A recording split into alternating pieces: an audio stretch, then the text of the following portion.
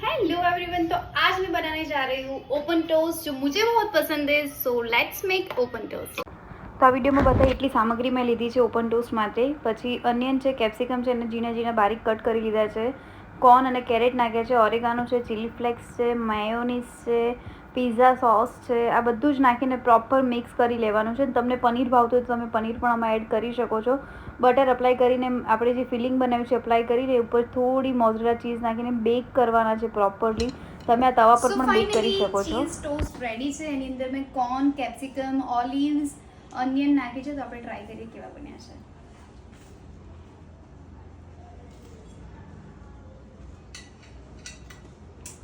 વાવ, બહુ જ ટેસ્ટી બન્યા હતા. યુવરાજ થોડો નાટક કરશે કે નથી સારા, પછી કે બહુ સરસ બન્યા છે. તો અમે 2 લોટ બનાવ્યા હતા, એના પછી એવોકાડો ટોસ્ટ પણ બનાવ્યા હતા.